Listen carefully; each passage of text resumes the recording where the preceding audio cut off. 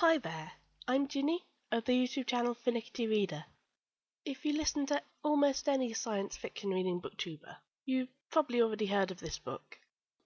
It's The Long Way to a Small Angry Planet by Becky. It's been quite a while since I read a science fiction book, but I got completely put off the genre by a book called The Collector's Book of Science Fiction. You don't have to look far back in the history of science fiction to find some really bad sexism and racism. The Small Angry Planet book brought me back into the fold.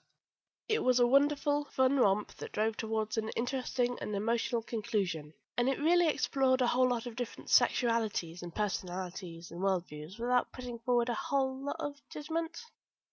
I loved the crew of the Wayfarer. The captain that's having a love affair with an alien woman who can't tell her comrades.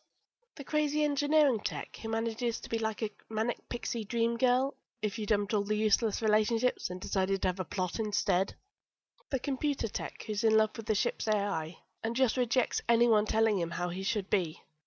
The reptilian pilot who comes from a race that sees things so differently from humans and who has to find a balance between conforming to her colleagues' ways and asking for what she needs. The AI who's having to build her whole sense of self and figure out how it connects with the possibility of getting a body kit, which is currently illegal. The doctor and chef, who they call Dr. Chef because you can't say his name without 5 larynxes, and the tragic history of his species. The navigator, who's in a symbiosis with a virus that enables him to see the universe in an incredible way, and his whole religion is based around, but is damaging his health.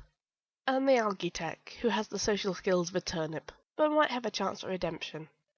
With all these characters and all the things that Becky covers, it can feel a bit like she's going through an issue checklist. But I felt more like these things were the things that she was thinking about, and that's what came out in her writing. Also, this book is almost twice as long as what I consider optimal for a book. But it pulled me through so well that I wasn't really paying attention to the page count. If I had one other criticism, it'd be that I sometimes had trouble keeping the species straight. I would have appreciated a little guide or something at the front or back, but I don't think it took away from the story that much. You might be able to tell that I'm pretty in love with this book. It got me to go on a search through the sci-fi section of my library, and I do love that, even if I do feel a bit like a battered spouse saying, "But he said he'd be better now." Don't let me down, sci-fi. Don't let me down. I hope you found this video interesting and you're having fun reading. You can like, subscribe, or be my friend on Goodreads if you want to. And for those following along, I didn't write anything yesterday because I got a migraine. That just means my new daily goal is 1673 per day.